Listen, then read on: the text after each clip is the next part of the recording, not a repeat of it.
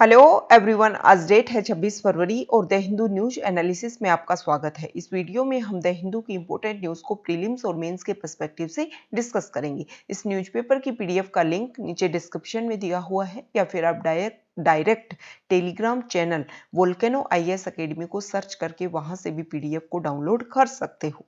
First news, government to monitor OTT content. देखो, government जो है वो ओटीटी प्लेटफॉर्म्स को, उसके अलावा जो सोशल मीडिया प्लेटफॉर्म्स है उनको कंट्रोल करना चाहती है, उनको रेगुलेट करना चाहती है। इसी के लिए सेंट्रल गवर्नमेंट ने कुछ गाइडलाइंस जारी की है। सबसे पहले हम कॉन्टेक्स्ट की बात करेंगे। देखो, जब कोविड-19 पेंडेमिक आया तो उस समय जब सब कुछ लॉकडाउन के दौरान सब कुछ बंद हो गया था, तो ओटीटी प्लेटफॉर्म्स जैसे Amazon prime video, Hotstar, Disney plus, Netflix, इनके ऊपर जो वेब सीरीज हैं, मूवीज हैं, वो सभी इन्हीं के ऊपर रिलीज हुई थी। तो ये जो वेब सीरीज होती है ना, उनकी अब्यूजिव लैंग्वेज इतनी यूज की जाती है, तो उसी को कंट्रोल करने के लिए, क्योंकि उसके लिए जब अब्यूजिव लैंग्वेज यूज की जाती है या किसी स्पेसिफिक जैसे वीमेन के खिलाफ में या फिर किसी रिलीजन के खिलाफ में जब कुछ टर्म्स पास की जाती हैं, तो उन्हीं को लेकर के बहुत ज़्यादा विरोध प्रदर्शन हो जाता है। जैसे हाल फिलहाल में आप लोगों ने सुना होगा कि तांडव वेब सीरीज आई है और उसके ऊपर काफ़ी विरोध हुआ है, काफ़ी लोगों ने उसके खिलाफ में प्रदर्शन किया है। तो इसी के आधार पर ये जो ओटीटी प्लेटफॉर्म्स हैं, इनको गवर्नमेंट रेगुलेट करना चाहती है और सोशल मीडिया प्लेटफॉर्म्स के लिए भी गवर्नमेंट रेगुलेशन लाना चाहती है, क्योंकि हमारे यहाँ पर जब भी जैसे कोई प्रॉब्लम्स हुई, जैसे फार्मर्स एजिटेशन जब चल रहा था, तो कुछ लोगों ने मिस इन्फॉर्मेशन फैला दी और उसकी वजह से जो वायलेंस है वो और ज़्यादा बढ़ सकती थी। इसीलिए गवर्नमेंट इन सबको क्या करना चाहती है, रेगुलेट करना चाहती है। इसी के लिए सेंट्रल गवर्नमेंट ने ओटीटी प्लेटफॉर्म्स के लिए गाइडलाइंस जारी कर दी है। ये जो न्यू रूल्स हैं, उनको इंफॉर्मेशन टेक्नोलॉजी मिनिस्टर रविशंकर प्रसाद और information and broadcasting minister Prakash Javadekar के द्वारा उन्होंने ये नई गाइडलाइंस जारी की हैं और उन्होंने ये बोला है कि 3 टियर ग्रीवियंस रिड्रेशल मैकेनिज्म को स्थापित किया जाएगा ताकि ये अपनी प्रॉब्लम्स को सोल्व कर सके। उन्होंने बोला कि ओटीटी प्लेटफॉर्म्स के लिए सरकार की ओर से 3 फ्रेमवर्क बनाए गए हैं। हालांकि जो ओटीटी प्लेटफॉर्म है उनका रजिस्ट्रेशन जरूरी नहीं किया गया है, लेकिन उनसे सभी जानकारी मांगी गई है। प्रकाश जावड़ेकर ने बोला कि जैसे अखबार को प्रेस काउंसिल के कोड का पालन करना पड़ता है, टीवी को केबल एक्ट पालन करना पड़ता है, लेकिन ओटीटी के लिए कोई भी नियम नहीं है। तो सभी प्लेटफॉर्म्स के लिए एक सारे नियम, एक जैसे नियम होने चाहिए। और इस बार जब हमारी संसद में जो बजट सेशन चल रहा था, उसमें ओटीटी से रिलेटेड 50 लगभग क्वेश्चन पूछे गए और हमने ओटीटी जो प्लेटफॉर्म्स हैं उनके साथ में चेन्नई, मुंबई और दिल्ली में चर्चा भी की है। उन्होंने बोला कि जैसे ओटीटी मतलब उन्होंने अपने खुद के पर्सनल व्यू बताए कि ओटीटी कंपनियों से जब बात की कि आप भी टीवी वालों की तरह अपना सेल्फ रेगुलेशन करें, लेकिन जब उनको एक टाइम लाइन दिया गया तो उन्होंने जब ऐसा नहीं किया, तो जो गवर्नमेंट है उसने तय किया कि एक फ्रेमवर्क ऐसा होना चाहिए जिससे ये जो ओटीटी है उनको रेगुलेट किया जा सके। तो ओटीटी के लिए 3 स्तर का, 3 लेयर का फ्रेमवर्क होगा। उन्होंने ये बताया कि देखो, वैसे रजिस्ट्रेशन जरूरी नहीं है, लेकिन ओटीटी और वेबसाइट को अपना डिस्क्लोजर देना होगा। मतलब रजिस्ट्रेशन जरूरी नहीं कर रहे, लेकिन उनसे आप जो भी जानकारी मांग रहे हैं, शिकायत दूर करने के लिए जो मैकेनिज्म होना चाहिए, उनके लिए जो भी जानकारी मांग रहे हैं वो देनी होगी ओटीटी प्लेटफॉर्म को। जो ओटीटी प्लेटफॉर्म है उनका अपना सेल्फ रेगुलेशन करना होगा। इनकी एक खुद की एक बॉडी होगी, मतलब जैसे कोई कंप्लेंट आती है तो उसकी खुद की एक बॉडी बनाएंगे। उन बॉडी में सुप्रीम कोर्ट या हाई कोर्ट का कोई रिटायर्ड जज या फिर कोई विशिष्ट व्यक्ति जिसको ह्यूमन राइट्स की, जर्नलिज्म की, इनकी कोई परख हो, तो उस व्यक्ति को इस शिकायत की सुनवाई के लिए हेड बनाया जाएगा। इलेक्ट्रॉनिक मीडिया, जिस प्रकार से इलेक्ट्रॉनिक मीडिया की तरह है, डिजिटल प्लेटफॉर्म को भी अगर गलती से कुछ प्रसारित करना होगा तो गलती पर माफी भी प्रसारित करनी होगी इन ओटीटी प्लेटफॉर्म्स को। इसके अलावा उन्होंने बोला कि सेंसर बोर्ड का एथिक्स कोड कॉमन रहेगा। जिस प्रकार सेंसर बोर्ड का एथिक्स कोड सभी के ऊपर लागू होता है, वो ओटीटी प्लेटफॉर्म्स पर भी लागू रहेगा। डिजिटल मीडिया पोर्टल को अफवाह या झूठ फैलाने का कोई अधिकार नहीं है। मीडिया की आज़ादी की जवाबदेही तय होनी चाहिए और आज़ादी के दायरे में ही ये नियम बनाए गए हैं।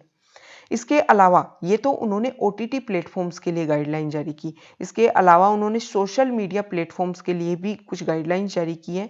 उन्होंने ये बोला कि अगर सोशल मीडिया प्लेटफॉर्म पर कोई नई प्रॉब्लम होती है, नया इशू कुछ क्रिएट किया जाता है और उसके ऊपर नई गाइडलाइंस के अकॉर्डिंग 72 घंटे के अंदर उसके ऊपर कार्यवाही करनी होगी।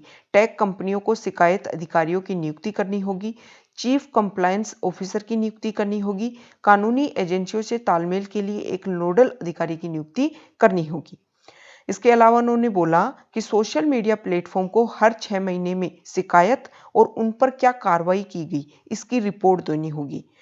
कोई भी कंटेंट कहाँ से शुरू हुआ ये बताना होगा कि फर्स्ट ओरिजिनेटेड, मतलब आपने जैसे OTT प्लेटफॉर्म्स में या सोशल मीडिया प्लेटफॉर्म्स में आपने कोई भी कंटेंट डाला तो ओरिजिनेट कहाँ से हुआ ये आपको पता होना चाहिए, मतलब वो खुरापात आई कहाँ से। ठीक है, जैसे भारत की संप्रभुता, कानून व्यवस्था, हिंसा आदि के बारे में जिसने भी पहले ट्वीट किया उन सब के बारे में पता आपको बताना होगा। सोशल मीडिया प्लेटफॉर्म को खुद का वॉलेंट्री मतलब स्वैच्छिक वेरिफिकेशन यूजर का ऑप्शन देना होगा। अगर किसी यूजर का कंटेंट हटाया जा रहा है या उसकी एक्सेस को रोकी जा रही है तो उसे बताना पड़ेगा कि ऐसा क्यों हुआ और हम 3 महीने में इसे लागू करेंगे। मतलब ये जो भी गाइडलाइंस जारी की गई हैं कि ये उनके लिए गाइडलाइंस बताई गई हैं, ये रूल बनाए गए हैं, ये सब कुछ 3 महीने में लागू किया जाएगा।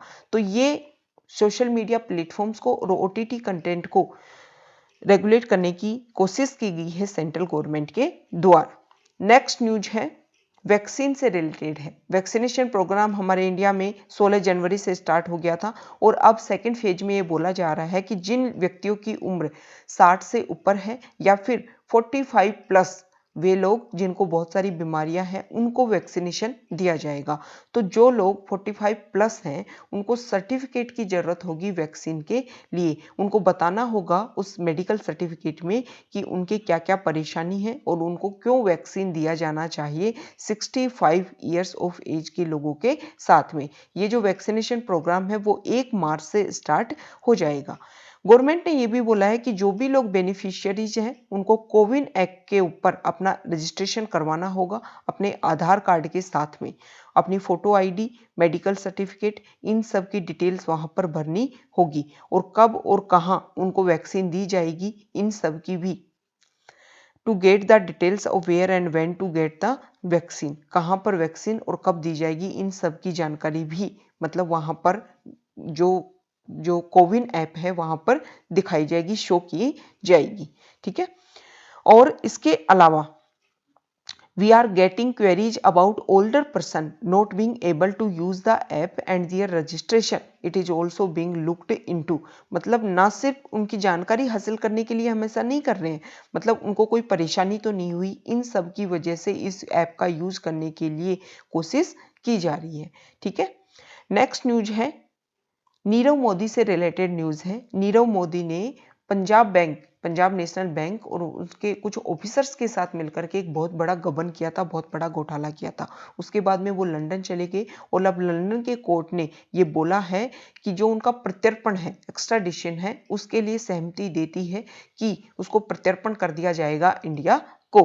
नेक्स्ट न्यूज है हाईकोर्ट में जो हमारा गवर्नमेंट है, सेंट्रल गवर्नमेंट, उसने ये बोला है कि सेम सेक्स मैरिज ये जो है वो हमारा जो सोसाइटी की एक तरीके से जो रेगुलेशन चलती आ रही है उनको नाश कर देंगी, उनको नुकसानदायक होंगी। देखो, सुप्रीम कोर्ट ने ये बोला था 2018 में अपने लैंडमार्क जजमेंट में ये बोला था कि होमोसेक्सुअल सेक्स जो है उसको मतलब डिक्रिमिनलाइज उसको कर दिया गया है, मतलब ना इसकी वजह से इसको क्रिमिनल ऑफेंस नहीं माना जाएगा। लेकिन उन्होंने बोला है, अब हाई कोर्ट में सेंट्रल गवर्नमेंट ने बोला है कि अगर आप ये चाहते हो कि हमारा मैरिज एक्ट के तहत उनको भी रजिस्ट्रेशन किया जाए कि सेम सेक्स मैरिज, इसके अलावा जो लिव इन पार्टनरशिप है अगर उसको हमारी जो इंडियन फैमिली कोड है या फिर मैरिज एक्ट के तहत उनको रजिस्ट्रेशन करवाया जाए तो इसमें जो हमारा एक ट्रेडिशन है ना उसको सबको नष्ट कर देंगी ये सारी चीजें।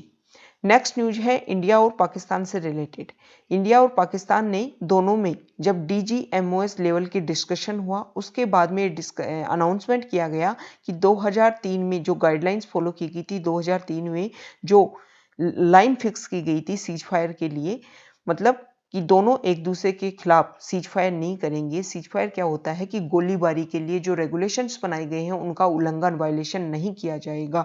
तो उसी के लिए उस पर इंडिया और पाकिस्तान दोबारा से एग्री हो गए हैं। नेक्स्ट न्यूज राजस्थान से रिलेटेड है। राजस्थान की गवर्नमेंट ने कुछ गाइडलाइंस जारी की है कि केरला और महाराष्ट्र ये ऐसे स्टेट हैं जहां पर जो कोविड-19 से रिलेटेड जो पेशेंट्स हैं उनकी संख्या दोबारा से हाइक हो रही है। तो वहां से अगर विजिटर्स राजस्थान में आते हैं तो उनको अपने साथ में RT-PCR टेस्ट रिपोर्ट लेकर आनी होगी और वो नेगेटिव रिपोर्ट होनी चाहिए। उसी के आधार पर उनको एंट्री दी जाएगी। नेक्स्ट न्यूज यहां देखिए, INCOIS और इसके अलावा जो NRSC, इन दोनों ने मिलकर के कोशिश की है कि जो ओशन फ्लोर है उनकी एरियल मैपिंग को किया जाए। इससे क्या होगा? इससे ये होगा कि जैसे कभी कोई साइक्लोन आता है, कोई सुनामी अचानक से आती है, तो जो लोग हैं, जो किनारे पर जो लोग रहते हैं, उनको अवेयरनेस क्रिएट हो, उनको पता हो कि हमारा जो सी बेड है वो किस तरीके से चेंज हो रहा है, वहाँ पर क्या क्या परिवर्तन हो रहे हैं।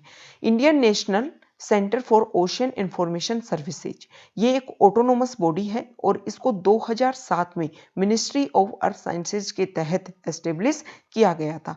दूसरा है नेशनल रिमोट सेंसिंग सेंटर, ये जो है वो एरियल और सैटेलाइट जो सोर्सेज होते हैं उनसे डाटा मैनेज करता है। और जो हमारा इसरो है उसका एक इम्पोर्टेंट सेंटर है ये NRSC। इन दोनों ने मिलकर के प्लानिंग की है कि जो अंडमान एंड निकोबार आइलैंड और लक्षद्वीप, इनकी एरियल मैपिंग की जाए और इसके अलावा जो ओशन फ्लोर है उनकी बेटर पिक्चर ली जाए। इसको बोला जाता है बैथीमेट्रिक स्टडी। NRSC है, उसने तो पहले ही जो हमारे कोस्टल लाइन एरियाज है ईस्ट और वेस्ट, उन कोस्टल लाइन एरियाज की अच्छे से 3D मल्टी हैजार्ड मैपिंग कर ली है, ताकि जो अगर कुछ प्रॉब्लम हो तो इससे क्या होगा, जैसे सुनामी अचानक से आ जाती है, इंडोनेशिया कोस्ट पे जो सुनामी आई उसमें अगर स्टडी पहले से हो रही होती तो जो प्रॉब्लम्स है उनको और ज़्यादा रेगुलेट किया जा सकता था। अगर सुनामी आ जाती है तो उसकी वजह से हाई वेव्स आ जाती हैं, हाई वेव्स आ जाती हैं तो अर्थक्वेक की वजह से हाई वेव्स आ जाती हैं और जिसकी वजह से बहुत ज़्यादा डैमेज हो जाता है। तो इसीलिए जो सी बेड है उसमें क्या प्रॉब्लम्स हो रही है, क्या चेंजेज हो रही हैं, उन सब का पता लगाना टाइम टू टाइम जरूरी है, ताकि जो किनारे पर जो लोग रहते हैं उनको समय पर अलर्ट किया जा सके। इसी के लिए मैपिंग की जा रही है। नेक्स्ट जो न्यूज है वो यूटी से रिलेटेड है। मिस्टर मोदी ने एक बात बोली है कि जो हमारी पुदुचेरी यूटी थी वहां पर जो कांग्रेस की गवर्नमेंट है वो सेंटर के साथ मिलकर के काम करने में असफल हुई और इसी का नतीजा है कि वहां पर जो सरकार है वो गिर गई। मोदी ने एक बात बोली है कि देखो, मोदी ने बोला है कि मैं चाहता हूं कि जो यूटी है ना वो बेस्ट बन जाए। बेस्ट का देखो एक टर्म है और इनका यूज हम मेंस आंसर राइटिंग में कर सकते हैं। बेस्ट का अर्थ बताया गया है business hub, education hub, spiritual hub and tourism hub. Context की अगर हम बात करें, जो पुदुचेरी यूटी है वहां पर लेजिस्लेचर है और लेजिस्लेचर में 33 मेंबर्स हैं, ठीक है, जिसमें से प्रॉब्लम्स हो रही थी। 3 मेंबर्स ऐसे थे जो सेंटर के द्वारा नॉमिनेट किए गए। अब वहां पर गवर्नमेंट जो है, गवर्नमेंट ने क्या किया कि जो वहां पर नए LG अपॉइंट किए गए सेंटर के द्वारा, तो नए LG ने बोला कि आप अपनी पावर सिद्ध करो कि आपके पास में मेजोरिटी है। अब इनमें से वहां पर कांग्रेस लेड गवर्नमेंट थी और कांग्रेस के कुछ लोगों ने क्विट कर दिया अपनी सीट से और क्विट करने के बाद में उन्होंने जाकर के बीजेपी ज्वाइन कर ली। देखो, इस तरीके का प्रोसीजर अभी हाल फिलहाल में कई राज्यों में देखने को मिला, जैसे कर्नाटका में देखने को मिला, जैसे मध्य प्रदेश में देखने को मिला, राजस्थान में कोशिश हुई थी लेकिन राजस्थान में कंप्लीट नहीं हो पाया। अब आप बोलोगे कि डायरेक्ट भी तो जाकर के वो ज्वाइन कर सकते हैं ना भाई, उनको क्विट करने की क्या जरूरत है, इससे तो दोबारा चुनाव होंगे, हो सकता है वो दोबारा चुनाव में जीत कर आए या नहीं आए। लेकिन डायरेक्ट नहीं कर सकते। डायरेक्ट क्यों नहीं कर सकते? एंटी डिफेक्शन लॉ, हमारे शेड्यूल 7 में बताया गया है एंटी डिफेक्शन लॉ के लिए कि अगर आप किसी एक पार्टी से जीत करके आते हो और कुछ समय बाद उस पार्टी को छोड़ करके दूसरी पार्टी को ज्वाइन कर लेते हो, तो जो जिस पॉपुलेशन ने आपको जिताया था, हो सकता है उस पार्टी की वजह से आपको जिताया हो, तो आप उनकी जो मतलब जो उनकी इच्छाएं हैं, जो उनके एस्पायरेशन है, उनको मार रहे हो। तो ज्यादातर क्या होता है, जैसे ही उन्होंने क्विट किया और दूसरी पार्टी को ज्वाइन किया, और जब वहां पर दोबारा चुनाव होते हैं उन सीटों पर, तो दूसरी पार्टी है वो लगभग उन्हीं लोगों को उतारती है और वो जीत करके भी आते हैं। तो ये हुआ है पुडुचेरी यूटी में। वहां पर वो अपनी मेजोरिटी सिद्ध नहीं कर पाई कांग्रेस गवर्नमेंट, और उनको रेजिग्नेशन देना पड़ा। देखो, यूटी में जो लेजिस्लेचर है उससे रिलेटेड कुछ प्रॉब्लम है। सबसे बड़ी प्रॉब्लम क्या है? प्रॉब्लम एक तो ये है कि यूटी इसलिए बनाई गई थी कि कुछ यूटीज जो है, वहाँ के जो लोग हैं वो ये चाहते हैं कि हमें डेमोक्रेसी फील की जाए, और डेमोक्रेसी देने के लिए वहाँ पर 239A के तहत लेजिस्लेचर क्रिएट करने की पावर दी गई पार्लियामेंट को। अब पार्लियामेंट वहाँ पर लेजिस्लेचर बना सकती है अपने अकॉर्डिंग, हो सकता है पार्टली नॉमिनेटेड पार्टली इलेक्टेड बनाई, और पार्टली जो नॉमिनेटेड की बात की जा रही है उसमें नॉमिनेटेड कितनी सीट रखे, ये डिपेंड करता है किस पर? पार्लियामेंट पर। तो एक तरीके से यूटी को डेमोक्रेसी भी फील करवाई जा रही है, लेकिन वहां पर जो सेंटर है वो अपनी पावर भी इंप्लीमेंट करता है। सबसे बड़ी प्रॉब्लम हो गई लेजिस्लेचर को लेकर के। अब नॉमिनेशन जो होता है उसमें भी प्रॉब्लम होती है। नॉमिनेशन में हो सकता है कि सेंटर गवर्नमेंट किसको अपने इच्छा के अकॉर्डिंग लोगों को अपॉइंट करता है, और इसको लेकर के प्रॉब्लम भी हो चुकी है पुदुचेरी यूटी में कि 3 लोगों को नॉमिनेट करता है सेंटर, और वहां पर जब 3 लोगों को नॉमिनेट किया तो बीजेपी के ही लोग थे सेंटर के द्वारा जिनको अपॉइंट किया गया, और जब गवर्नमेंट ने इसके लिए केस भी डाला तो सुप्रीम कोर्ट ने ये बात बोली कि जो यूटी की गवर्नमेंट है उससे कोई भी कंसल्ट करने की जरूरत नहीं है नॉमिनेशन के लिए, और जो ये जो नॉमिनेटेड पर्सन जो होते हैं ना, उनको वोटिंग राइट भी होता है जैसे as a elected members of legislature of UTs. दूसरी प्रॉब्लम होती है एडमिनिस्ट्रेटर को लेकर के। जैसे दिल्ली गवर्नमेंट और वहां के जो एलजी है उनके बीच में रेगुलर टसल चलता रहता है। जो एडमिनिस्ट्रेटर जो यहाँ होते हैं एलजी यूटीज में, वो अपॉइंट किए जाते हैं किसके द्वारा? प्रेसिडेंट के द्वारा। और प्रेसिडेंट काम करता है जो सेंटर की काउंसिल ऑफ मिनिस्टर है उसकी एडवाइस के ऊपर।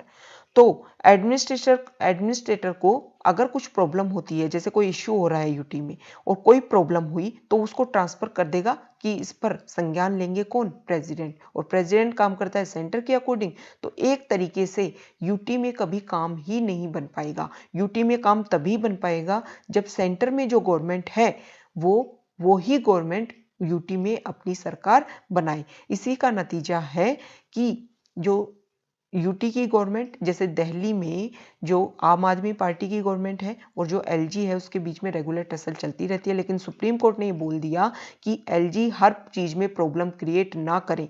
मतलब जो बहुत सीरियस इशू है उन्हीं में वो अपनी सलाह दें और उन्हीं इशू में प्रॉब्लम क्रिएट कर सकते हैं। ऐसे नहीं है हर चीज में नॉर्मल कोई प्रोसीजर वर्क चल रहा है उसमें बोल दें कि इसमें तो मुझे इशू है और ये तो जाएगा प्रेसिडेंट के पास में।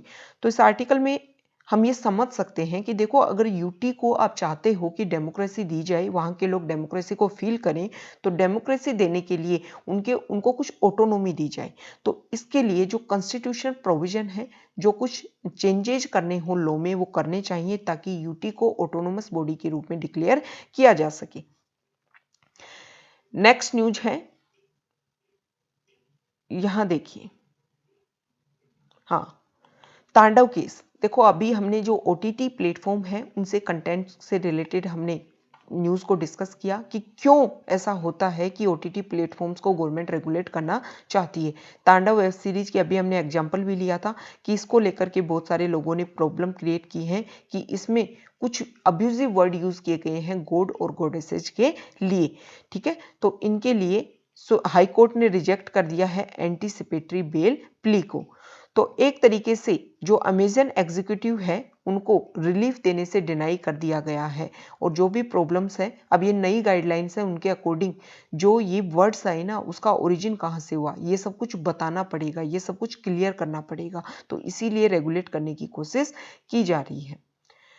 नेक्स्ट जो न्यूज है वो देखो इंडिया और पाकिस्तान से रिलेटेड है। इंडिया और पाकिस्तान के बीच में जो सीज फायर डील हुआ है उसी को लेकर के जो JNK की कुछ पार्टीज हैं, NC, PDP, हुर्रियत, उन सब ने इसका वेलकम किया है।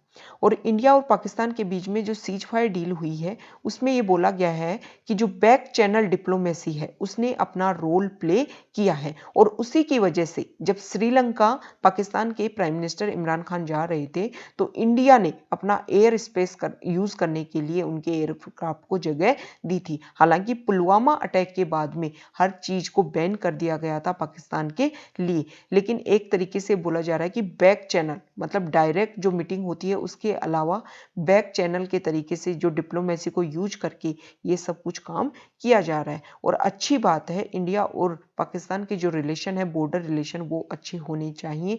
वो दोनों ही देशों की जो ग्रोथ होनी है उनमें बहुत ज्यादा हेल्पफुल हो सकते हैं। नेक्स्ट न्यूज यहां देखिए, देखो जो LPG जो सिलेंडर है ना उनकी कीमत रेगुलर बढ़ती जा रही है। फरवरी में अगर हम बात करें तो 3rd रिवीजन है उनके प्राइस में। इसके अलावा यहाँ पर बताया गया है कि देखो नवंबर 2020 से अब तक जो LPG सिलेंडर्स जो हैं उनमें 5वीं बार उनके प्राइस में हाइक आ गया है। दिल्ली में जो प्राइस नवंबर 2020 में था 594 रुपए, अब हो गया है 794 रुपए, मतलब 34% हाइक हो गया है, 200 रुपए ज्यादा इंक्रीज हो गए हैं। LPG क्या होता है? Liquefied petroleum gas. Next news कोविड-19 केसेस से रिलेटेड है। 7 स्टेट्स में कोविड-19 के जो केसेज हैं उनमें हाइक देखने को मिल रहा है। ये 7 स्टेट कौन कौन से हैं? महाराष्ट्र, केरला, पंजाब, मध्य प्रदेश, तमिलनाडु, गुजरात एंड छत्तीसगढ़। यहाँ पर रेगुलर नए केसेस देखने को मिल रहे हैं। इंडिया में पिछले अगर 24 घंटे की बात करें तो 16,738 नए केसेस सामने आए हैं। ठीक है, और इन 7 स्टेट से ही 89.57% जो केसेज हैं वो इन्हीं 7 स्टेट से आए हैं। सबसे ज्यादा अगर हाईएस्ट बात करें तो महाराष्ट्र में केस आ रहे हैं, फिर केरला में केस आ रहे हैं, और फिर जो पंजाब है उनमें केसेज आ रहे हैं। इसके अलावा यहाँ पर ये बोला गया है कि हमारे इंडिया में ऐसा नहीं है कि सिर्फ केस ज़्यादा आ रहे हैं, जो रिकवरी जो रेट है ना वो भी बहुत ज़्यादा अच्छी है। अगर रिकवरी रेट की बात करें तो 97.21% है। ठीक है, नेक्स्ट जो न्यूज है वो CSE एक थिंक टैंक है जिसको 1980 में अनिल अग्रवाल के द्वारा एस्टेब्लिश किया गया था। ठीक है, तो उन्होंने एक रिपोर्ट पब्लिश की है और उन्होंने ये बोला है कि पेंडेमिक जनरेशन मतलब इस कोविड-19 पेंडेमिक के दौरान हमें बहुत ज्यादा नुकसान हुआ है, स्पेशली जो हमारे चिल्ड्रन हैं। देखो 375 मिलियन चिल्ड्रन इसमें शामिल किया गया है, न्यू बोर्न से लेकर के 14 ईयर ओल्ड तक को। उन्होंने बोला है कि उन्होंने ऐसे चीजों से फेस किया है, उनके जो इफेक्ट हैं वो बहुत लंबे समय तक रहने वाले हैं। जो बच्चे हैं उनके बीच में अंडरवेट, स्टंटिंग और चाइल्ड मोर्टेलिटी ये सब कुछ इंक्रीज हुआ है। इसके अलावा एजुकेशन का लॉस हुआ है, वर्क प्रोडक्टिविटी इन सब का लॉस हुआ है। और ये 2021 की रिपोर्ट है, एनवायरमेंट रिपोर्ट, जो centre for science and environment के द्वारा जारी की गई है, और उसी में ये डाटा सामने आए हैं। उन्होंने बोला है कि देखो कोविड-19 की वजह से जो लोग पूरे वर्ल्ड में जो लोग पुअर थे वो और ज्यादा पुअर हो गए हैं। सुनीता नरेन वर्तमान में इनकी हेड है, उन्होंने ही ये बात क्लियर की है। अगर बात की जाए तो पूरे वर्ल्ड में 500 मिलियन चिल्ड्रन ऐसे हैं, पूरे ग्लोबली अगर बात की जाए तो वो स्कूल से बाहर आ चुके हैं, उनको स्कूल से बाहर कर दिया गया है। और इनमें से जो आधी संख्या है ना वो तो सिर्फ और सिर्फ इंडिया से रिलेट करती है। ठीक है, साउथ एशिया में जो पोवर्टी जो लोगों में है, पेंडेमिक की वजह से जो पोवर्टी है वो लोगों में और ज्यादा बढ़ गई है। 115 मिलियन जो लोग हैं वो और ज्यादा ऐड हो गए हैं पोवर्टी वाली लाइन के अंदर, मतलब और ज्यादा लोग गरीब हो गए हैं। और इसमें से ज्यादातर जो लोग हैं वो साउथ एशिया में रहते हैं। सस्टेनेबल डेवलपमेंट की टर्म्स के रिलेटेड जो रैंक आई है उसमें इंडिया की 192 देशों में 117 रैंक आई है। और साउथ एशियन जो नेशंस हैं उनमें हम बहुत पीछे हैं, सिर्फ और सिर्फ पाकिस्तान को छोड़कर, मतलब पाकिस्तान ही हमसे नीचे आता है और हम सभी साउथ एशियन जो कंट्रीज हैं उनमें सबसे नीचे हैं। इंडिया में 2009 से 2018 के बीच में एयर, वाटर, लैंड ये और ज़्यादा पोल्यूटेड हो गए हैं। कंट्री में 88 ऐसी नई मेजर इंडस्ट्रियल क्लस्टर्स आ गए हैं, जिनकी वजह से जो और सिटी जो है, मतलब जो पहले जितनी सिटी पोल्यूटेड थी उससे ज़्यादा और ज़्यादा सिटी इंक्रीज हो गई है। पोल्यूटेड वाली सिटी में उनका लेवल और ज़्यादा इंक्रीज हो गया है। एयर क्वालिटी जो है वो और ज़्यादा गंदी हो गई है। पोल्यूटेड वाटर और ज़्यादा, मतलब पोल्यूटेड वाटर पहले भी पोल्यूटेड था लेकिन और ज़्यादा इंक्रीज हो गया है। और ये लैंड पोल्यूशन बिकेम वर्स। ठीक है, जो महाराष्ट्र में जो तारापुर जो जगह है ना, वो मोस्ट पोल्यूटेड क्लस्टर के रूप में इमर्ज होकर के आया है। तो देखो ये यहाँ पर क्लियर किया गया है कि कौन से स्टेट में क्या प्रॉब्लम्स हुई हैं, क्या क्या जो चीज़ें हैं वो गलत होती जा रही हैं। अगर सस्टेनेबल डेवलपमेंट गोल्स की अगर हम बात किए जाएं कि किसने किस तरीके से अचीव किया है, तो बेस्ट परफॉर्मिंग स्टेट्स में केरला, हिमाचल प्रदेश, आंध्र प्रदेश, तमिलनाडु और तेलंगाना आते हैं। और वर्स्ट परफॉर्मेंस जो स्टेट्स की बात की जाए तो बिहार, झारखंड, अरुणाचल प्रदेश, मेघालय, उत्तर प्रदेश इस रिपोर्ट के अकॉर्डिंग आते हैं। सस्टेनेबल डेवलपमेंट गोल्स जिसमें 17 गोल्स फिक्स किए गए थे और उनको अचीव करना था, मतलब जो हमारे जो गोल्स हैं उनको इनमें बांटा गया और पूरे ग्लोबली इन गोल्स को अचीव करना था। तो इनमें इन स्टेट ने तो अच्छा परफॉर्म किया है और इन स्टेट्स ने गलत परफॉर्म किया है। देखो यहाँ जो न्यूज़ है, नेक्स्ट जो न्यूज़ है ये हमने कोविड-19 से रिलेटेड देखा। नेक्स्ट न्यूज़ है वेस्ट बंगाल से रिलेटेड। देखो फ्यूल के प्राइस, मतलब पेट्रोल और डीजल के जो प्राइस है वो काफ़ी हाइक होते जा रहे हैं। इसी के अगेंस्ट प्रोटेस्ट करने के लिए जो वेस्ट बंगाल की सीएम है ममता बनर्जी, उन्होंने इलेक्ट्रिक बाइक के ऊपर, मतलब लोगों को अवेयरनेस क्रिएट किया जाए, एक तरीके से ये भी मान सकते हो, या फिर फ्यूल प्राइस के खिलाफ भी उन्होंने प्रोटेस्ट करने के लिए ये जो हाइक होता जा रहा है फ्यूल प्राइस में, उसी के खिलाफ प्रोटेस्ट करने के लिए उन्होंने इलेक्ट्रिक बाइक का यूज़ किया। देखो ये एक अवेयरनेस है, लोगों को इलेक्ट्रिक बाइक की तरफ, मतलब इलेक्ट्रिक जो व्हीकल्स हैं उनकी तरफ चेंज होना चाहिए, ट्रांजिशन होना चाहिए, क्योंकि हम पेट्रोल और डीजल के जो आयात है ना उसके ऊपर ज़्यादा डिपेंडेंट है। और उसी की वजह से जब क्रूड ऑयल का लेवल, उनका प्राइस बढ़ता है तो हमारे इंडिया में पेट्रोल और डीजल के प्राइस भी बढ़ते हैं। नेक्स्ट न्यूज़ है फॉरेन पेज से, चाइना से रिलेटेड न्यूज़ है। चाइना ने पिछले 8 साल में कोशिश की थी कि पॉवर्टी को बिल्कुल फाइट करना है और इसी की वजह से जो वहाँ के प्रेसिडेंट है शी जिनपिंग, उन्होंने बोला है कि हमने पॉवर्टी को बिल्कुल ख़त्म किया है और कंप्लीट विक्ट्री हासिल कर ली है। पिछले 8 साल में उन्होंने 100 मिलियन पीपल को लिफ्टेड आउट किया है पॉवर्टी से, ऐसा उन्होंने बोला है। नेक्स्ट न्यूज यहाँ पर है, देखो पाकिस्तान से रिलेटेड है। अभी Pakistan FATF financial action task force उसकी ग्रे लिस्ट में ही रहेगा। FATF ने 2018 में पाकिस्तान को ग्रे लिस्ट में डाला था। सन 2000 से FATF ग्रे लिस्ट और ब्लैक लिस्ट मेंटेन करता है। शुरुआत में 1989 में जो G7 कंट्रीज है उन्होंने FATF को एस्टेब्लिश किया था मनी लॉन्ड्रिंग से कॉम्बैट करने के लिए, लेकिन 2001 के लगभग जो टेररिज्म फंडिंग होता है उससे निपटने के लिए भी इसको अलाउ कर दिया गया FATF को। तो ये हमारा डिस्कशन था, कई इंपॉर्टेंट न्यूज़ को हमने डिस्कस किया। Okay, thank you.